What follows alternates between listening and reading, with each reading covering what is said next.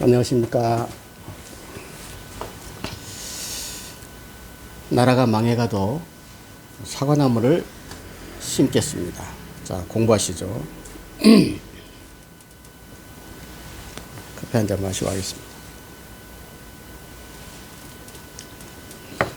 자, 오늘은 한 달 반 동안의 그 긴 여정 중에 마지막 저당권입니다.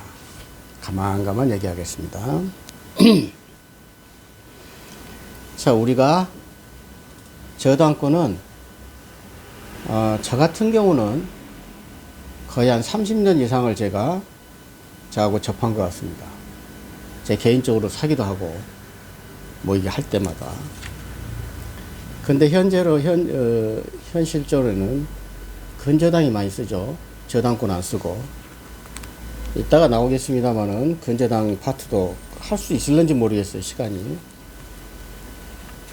조금 늦더라도 천천히 하겠습니다. 자, 저당권의 성립. 당연히 근저당 설정 계약이죠. 계약 당사자는 채권자고 채무자고. 그 다음에 저당권 설정 등기. 여기에 많은 그 제3자를 근저당 명의로도 할 수 있는 거예요. 무조건 채무자만 하는 거 아니고 여러분들이 그 물상 보증인을 세울 수도 있는 거고. 그 설정 등기는 불법 말소된 등기 효력도 불법 말소된 것도 효력은 없는 거죠. 그러니까 효력은 그대로 등기 효력이 있는 거죠. 여러분들이 대전제로 알아야 될 건 등기는 효력 발생 요건이지 존속 요건 아니다. 내가 등기를 갖고 있는데 누가 내 마음대로 불법 말소했어요. 그럼 그 사람한테 소유권 넘어가 안 넘어가? 절대로 안 넘어갑니다. 자동 복귀. 끝. 무효인 저당 등기의 유용. 자, 무효인 저당 등기 유용은 제가 그때 설명을 했었습니다. 근저당을 채권 최고율로 설정을 해놨어요. 근데 피담보 채권이 저에게 말소됐습니다. 제가 이런 거를 빨리빨리 할 수 있는 거는 머릿속에 싹 정리가 됐기 때문에 책을 떠나서. 근데 피담보 채권이 말소되게 되면 저당권 등기는 부종성이 있어 말소되는 거예요. 근데 근저당은 채권 최고를 해서 1억을 해놨는데 전액 말소를 해도 말소를 하든 그 다음에 5천만 원 말소를 하든 그대로 나와있죠. 예를 들면 전액 말소했을 때는 그 등기는 무슨 등기다? 저당권 등기는 피담보 채권이 말소가 되면 소멸되면 저당권도 소멸된다. 이거를 부종성이라고 그래요. 그런데 피담보 채권이 없어. 내가 그 사람한테 1억을 다 갚았어. 근데 저당권 등기만 남아있어요. 등기부에. 이거는 무효등기다 이 말이야. 그런데 나중에 내가 또 쓰고 싶어 거기를 돈을. 그럴 때는 그거를 유용할 수 있다. 이건 알죠 이제는. 자, 저당권의 객체. 소유권, 지상권, 전세권. 소지전 이렇게 하셔야 됩니다. 이거는 열거주의예요. 소지전. 그 다음에 저당권에 의해서 담보된 피담보 채권은 금전채권이고 장래 채권을 할 수 있는 거는 근저당이고. 너무 빨리 나간다 하지 마시고 정리하는 거니까. 그 다음에 특수한 경우에는 그쵸, 공사대금을 하기 위해서 수급인이 저당권 설정 등기 청구권. 이렇게 길어요. 근데 여기 여러분 청구권이라는 거 생각하면 저당권 청구권. 쉽게 말해서 저당권을 할 수 있는 거는 저당권을 설정해 달라고 청구할 수 있는 권한이란 말이에요. 자, 간단히 설명하겠습니다. 도급인이 공사를 시켰는데 수급인이 돈을 못 받았어요. 그러면 그 물건에 대해서 수급인이 돈을 안 주니까 그 부동산에 대해서 저당권 설정을 해달라는 청구를 할 수 있다는 얘기죠. 끝. 3년 단기 소멸시에 걸리는 거고. 공수에 이거는 공사 대금이 아니고 공사에 부수된 채권이고 소멸시간 여식 3년이다. 이게 아주 중요하다고 합니다. 그 다음에 저당권 설정되기 청구권은 사유행위에 해당되냐 안 되냐. 사유행위에 해당되지 않죠. 정당한 권리니까. 사유행위라는 건 뭐예요? 채권자 취소권에서 둘이 짜고 치고 구수업하는 거죠. 자, 저당권의 효력. 피담보 채권은 뭐냐? 피담보 채권이란 말이 어렵지 않죠. 담보로 할 수 있는 채권. 그러니까 항상 얘기하면 뭐겠어요? 저당권은 뭐예요? 피담보 채권이 있고 나서 저당권 등기가 있는 거예요. 저당권 등기는 부종성에서 종된 권리. 그래서 원본, 이자, 유학금, 손해배상, 실행비용을 다 한다. 그 다음에 그 시험에 나오는 건 지연배상은 1년분에 하나한다. 그것도 제3자하고 한다. 이런 얘기고. 목적물은 그러니까 채권이 있고 목적물이 있으니까 저당 목적물. 간단히 뭐 목적물 이야기할 거 없어요. 부동산, 아파트로 생각하면 돼요. 거기서는 부합점물과 종물에 묻히죠. 부합, 종물 아닌 거예요. 부합은 독립성이 없고 종물은 독립성이 있고. 지금까지 여러분들이 쭉 따라왔으면 이거는 뭐 그냥 ABC 중에 하나죠. 그러니까 설정에 약정이 있으면 그러지 않는다. 약정에 따라 다른 거. 그러니까 간단히 말해서 부합된 물건은 종물에 미치게 만드는 것인데 주종관계니까. 근데 그렇게 미치지 않도록 하겠다고 약정을 할 수 있다. 근데 이것도 외울 필요가 없다고 내가 몇 번 얘기했죠. 그러니까 민법은 큰 줄기에 서야 돼요. 어떤 경우는 대한민국에서는 합의만 하면 끝나는 거예요. 무조건. 그보다 이상이 없어요. 왜? 대전제는 사적자치. 계약자의 원칙이기 때문에 과실 취득하는 거고, 뒤에 나오지만 일괄경매에 또 나올 수 있는 거고. 자, 저당분당 부합된 물건에 미치는 거예요. 저당권은 종된 권리에도 미쳐요. 쉽게 말해서 저당권 해결은 저당물을 소유를 한 지상권 전세권에도 미친다는 얘기예요. 간단히 말해서 건물에다가 저당권을 설치했어요. 근데 그 사람이 남의 건물에다가 건물을 지었어. 근데 나는 거기다가 전세권을 저당권을 해놨어. 그러면 그 사람은 간단히 말해서 지상권은 건물이 토지에다가 기반을 해야 될 거 아니에요. 하늘에 붕붕 떠다닐 수 없잖아. 그러니까 그 지상권에도 미친다는 얘기야. 내가 건물에다 저당권 하기 때문에. 원리를 알아야 돼. 원리 알아고 무조건 외우면 안 돼요. 과실은요, 간단히 말해서 사용이 천연과실과 법정과실인데 법정과실이 차임이라는 말이에요. 그런 거 이잖아. 당연히 물상대여도 할 수 있는 거죠. 물상대여 물건에다가 대신하는 거. 그래서 뭐 어떤 얘기요? 보험금 청구권이나 수용보상금 청구권에다가 대여하는 거. 멸실훼손 공용징수에서 수용이 중요해. 공용징수를 용자를 뜨고 숫자를 따고 해서 수용했을 때는 그 받을 금전 보상금이나 보험금에다가 갖다가 압류를 할 수 있다. 그러나 지급 전에 압류하지. 이미 돈을 지급해버렸어. 채무자한테. 하여튼 통장에 돈 들어가면 우리나라 사람들 돈 줘 안 줘? 절대 안 줘. 그러니까 하기 전에 지급 전에 압류해버려야 되는 거야. 항상. 그 다음에 저당권자로서 우선 변제가 넘어가고요. 자, 어마어마하게 중요한 거예요. 법정지상권이 여기서 나왔어요. 저당권에서 법정지상권이 나와요. 그러니까 저당권에 관계된 것은 법정지상권과 일괄경매 두 가지에서 시험에 아주 집중적으로 나옵니다.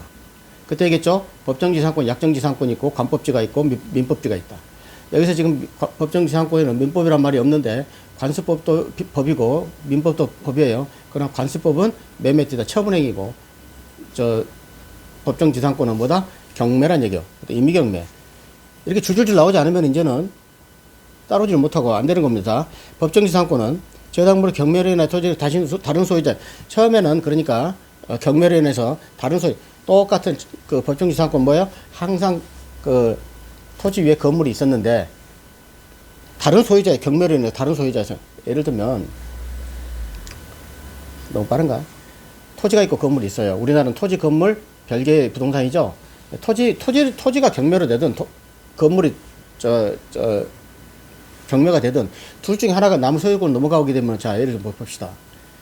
토지가 소유권을 다른 사람 넘어갔어요. 그 위에 건물이 있어. 그 소유권에 이거 바뀌었죠. 그럼 건물을 헐어 그러면 안 되잖아. 그렇기 때문에 법정지상권이 성립이 된다는 말이에요. 그래서 이걸 법에서 정해놨어. 헐지 마라 이게야. 다시 한번 또 알려드립니다. 우리나라의 모든 법을 관통하고 있는 거 민사집행법에 나오지만 건물은 웬만하면 안 하려고 합니다. 그 사회적 경제적 비용이 너무 크기 때문에. 그래서 법정지상권을 설정한 것으로 봐. 누구한테? 건물 소유자. 거기에 만약에 전세 살고 있는 사람은 아무 의미가 없어요. 건물 소유자한테 지상권을 성립하는 걸 본다. 지료는 당사자 청구. 자, 법정지상권이나 간법상지상권은 반드시 지료가 있는 겁니다. 약정지상권 지료가 없어요. 약정하면 있는 거고. 오케이? 자, 그 다음에 법정지상권 성립 요건. 자, 이거 어마어마하게 중요하다고 그랬죠. 저동상 건물, 저건물 동상. 저당권 설정 당시에요. 항상 저당권이요. 설정 당시에 건물이 있어야 되고, 그 건물이 동일한 소유자에 있어야 되고, 나중에 경매로 인해서 소유자가 달라졌을 거. 저동상 건물. 오케이? 끝. 이걸로 다 끝나는 거예요. 쭉쭉 이제 이 모든 다 해결되는 거고. 자, 일괄경매 청구하고 법정지상권하고는 반대 개념이에요. 자, 간단히 말해서 이해하지 않으면 여기서 절대 여러분들 합격하지 못합니다. 제가 여러분들하고 같이 왜 제가 이걸 여러분들을 공유하냐면은 일반적으로 부동산에 관한 어떤 거는 제가 잘 공유를 안 해요. 왜? 설명은 안 하겠습니다. 근데 이거는 여러분들한테 알려줘도 여러분들 다 또 못 따라온단 말이에요. 나는 정리하려고 그런 거니까. 그럼 다 합격해야지. 나보다도 강사님이나 교수님들은 훨씬 더 강의를 잘하는데. 자, 일괄경매입니다. 일괄경매는 뭐냐면은 원래 건물이 없었어요. 경매를 할 때는. 그런데 그 후에 건물을 세웠어. 아까는 지상권은 뭐였어요? 처음부터 건물이 있었고, 근데 소유자가 달라졌으니까 그 건물을 보호하자 이런 얘기고. 이거는 뭐야? 건물이 없었어. 그 토지에다만 저당권을 설정했어요. 근데 나중에 건물을 지었어. 근데 이걸 경매가 들어갔어요. 그러게 되면은 이걸 어떨 때 어떻게 한다? 그거를 일괄로 경멸하자 그런 얘기야. 왜? 또 토지 건물 달라지면 안 될 거냐 아니에요. 그러니까 이거 자꾸 얘기하지만 우리나라는 땅에 기반을 안 둔 건물이 어디 있어요. 아까 제가 몇 번 얘기했잖아요. 건물 공중에다 매달릴 수 없잖아. 그러니까 이걸 일괄로 경매해서 그렇게 하자는 얘기예요. 자, 결론만 얘기하면 여러분들 그것도 싫으면은 법정지상권은 뭐다? 저당권 설정 당시에 건물이 있었을 때고, 일괄 경매는 뭐야? 저당권 설정 당시에 건물이 없었을 때고. 이것만이라도 외우고 가야 돼요. 안 그러면 그냥 떨어져 그냥. 자, 요건 저당권 설정 당시에 건물이 없어야 되고, 지상권 설정자가 축조해서 소유하고 있는 건물이 있어야 돼. 나중에 후에 이거밖에 없어. 일괄 경매는 끝. 그래가지고 저당권 행사의 효과 일괄 경매 임의성이에요. 일괄 경매를 할까 일괄 경매 하지 말까는 임의적이 자기 마음이죠. 간단하게 있어요. 처음에는 저당권 할 때 건물이 없었는데 추후에 건물이 생겼어요. 근데 나 건물이고 나버리고 싫다. 난 토지만 가져가겠다. 그러면 지 맘이에요. 가능하면은 토지 건물 일괄 경매를 할 수 있도록 해주겠다. 누구한테? 그 경매 신청권자한테. 이해 가세요? 그랬을 때는 아까 건물이 내 거 아니잖아요. 초기에 어디다만 지금 저당을 잡혔다고 그랬어요. 토지에다만. 그러니까 토지 경매 대가에서만 받는 거죠. 건물에 대해 경매 대가에서는. 시험에는 이게 아주 그냥 주구증축 나와요. 근데 이해하면은 뭐 구구단이라니까. 이해만 하면. 당연히 토지에다만 저당권을 할 수 있으니까 자기 토지 경매 대가면서 경매 대가를 가져가는 것이지. 건물 남의 건데 왜 내가 그걸 가져가. 일괄 경매 하게 되면 가져가는 것이지. 오케이? 자. 거기서 제3취득자의 지위.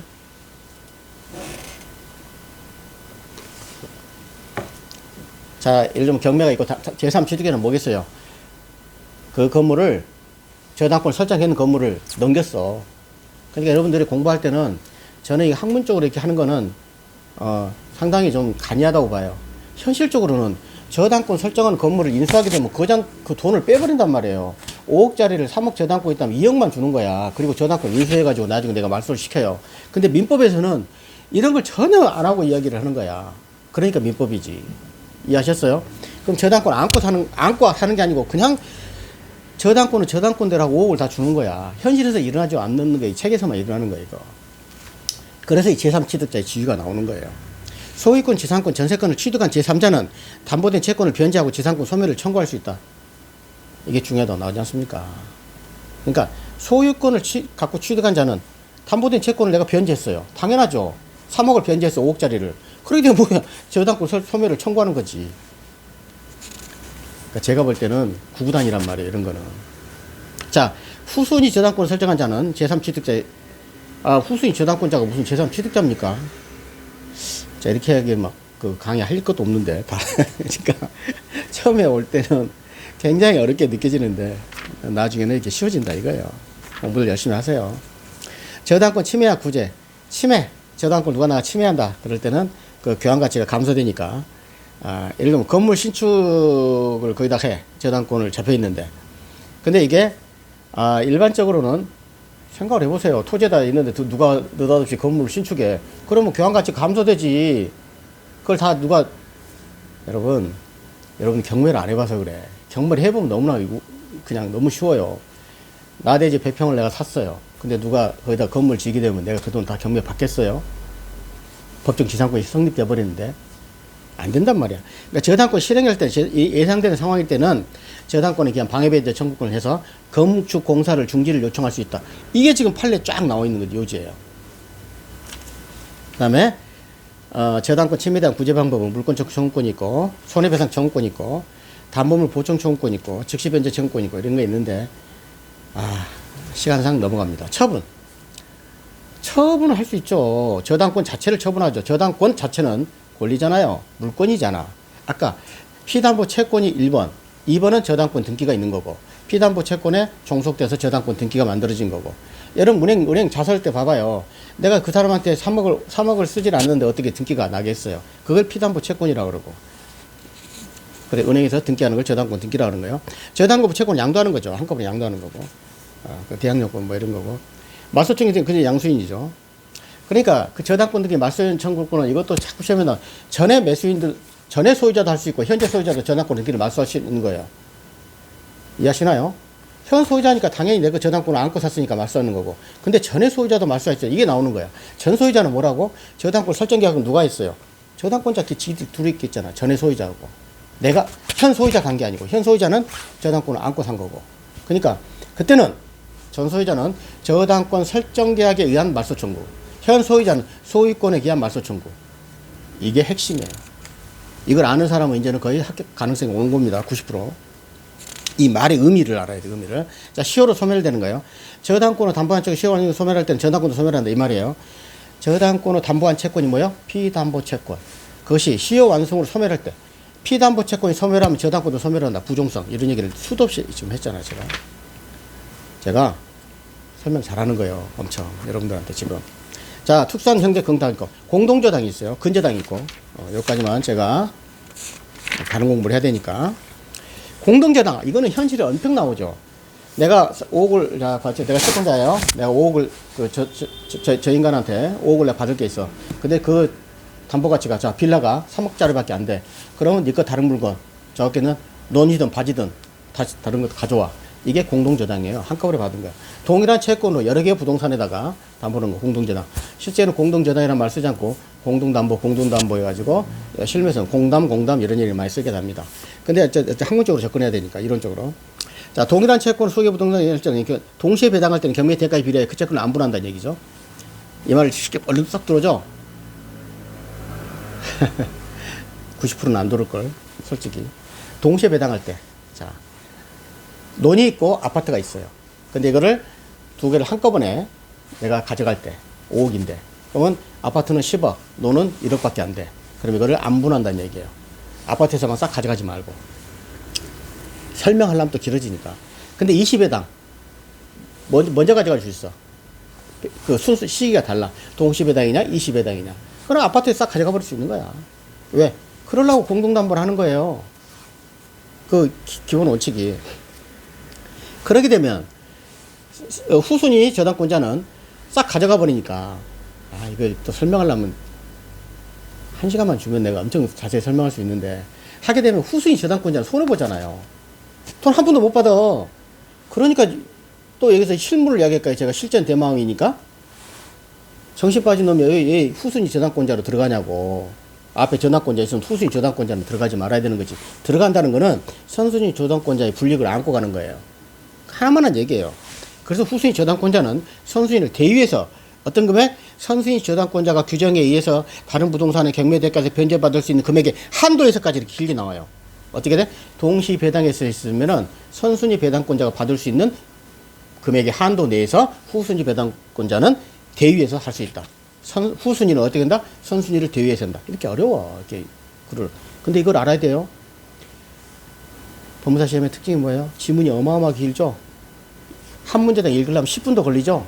그러니까 그걸 하려고 그러면 계속 반복을 해야 되는 거야. 눈에 확 들어오게. 변제대, 법정대위. 변제자가 대위하는 거죠. 채권자 대위는 채권자가 대위하는 거죠. 뭘 대위해? 채무자를 대위하고. 변제자 대위하는 거 뭐야? 채권자를 대위하는 거야. 대위할 수 있죠. 이건 설명 안 해도 알겠죠. 내가 채무자 대신 돈을 바꿨으면 내가 채무자한테 돈을 받을 수 있어. 부상권 행사하든 뭐하든.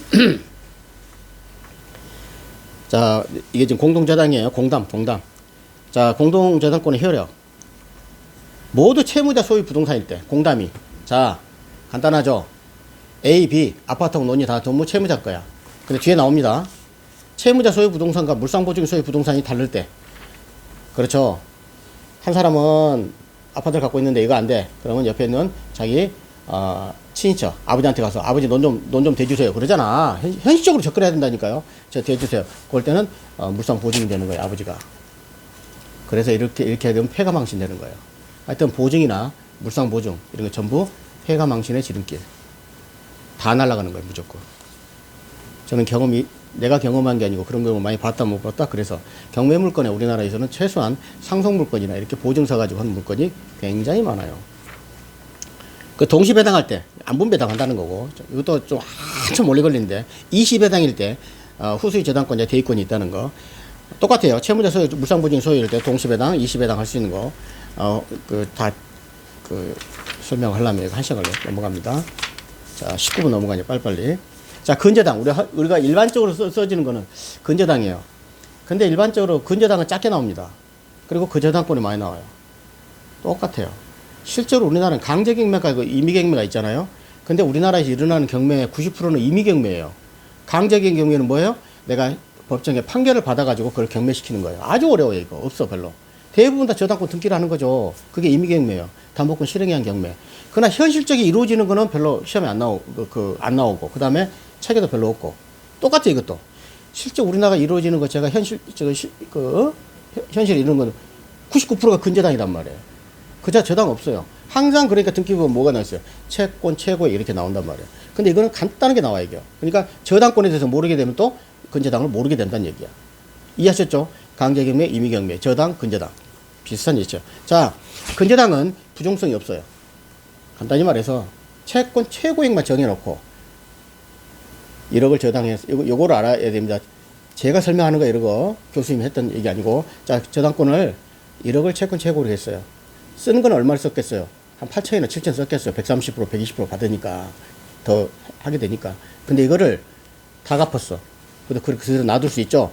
아까 채권 채무, 피담보 채무가 변제되게 되면은 반드시 저당권 등기를 맞서야 돼요. 그게 부종성이라고 그랬어요. 근데 근저당은 안 말소시켜도 돼. 채권 최고액이 한도 내에서 썼다, 너 썼다 봤다 하니까. 그래서 사업하는 사람들은 그대로 놔둬요. 근데 일반적으로 소유권 이전할 때 말소시키는 거죠. 끝. 이 정도로 끝이야. 그 다음에 근저당 성립, 설정 계약이 있어야 돼요. 기본 계약이 있어야 되고, 그쪽 설정에 피담보 설정이 있어야 되고, 그 다음에 등기를 해야 되는 거죠. 근저당 등기해야 될 거 아니야. 계약이 있어야 되고. 효력, 피담보 채권의 범위, 채권 채권 범위 내에서 그게 전부 이자 포함했어요. 채권 채권이 다 들어가는 거야. 그래서 130%를 잡는 거예요. 그 채권 채권을 초과하는 경우는 채권 최고액만까지 변제하고, 뭐냐면은, 빨리 하니까. 채권 최고액을 초과하게 될 때는 채권 채무자 겸 근저당 설정자는 채권 최고액을 넘어가도 다 변제해야 돼. 거기에 안 하고. 근데 제3자는 채권 최고액까지만 물상 보증이 있는 그 사람들은 변제하게 되는 거예요. 자, 이제 거의 끝나갑니다. 마지막에. 이제 끝나가는 게 아니라 끝나겠습니다. 그냥. 피담보 채권의 확정. 자, 아까 얘기했죠? 채권 최고액은 확정이 안 돼 있어. 그럴 거 아니야. 여러분, 1억을 잡아놨잖아요. 그냥 채권 최고액으로.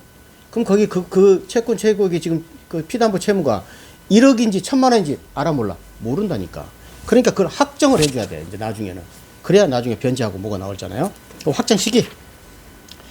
존속기간을 정했을 때는 하나만한 얘기죠. 결산기가 도래하거나 전속기간이 만료할 때 확정되는 거고.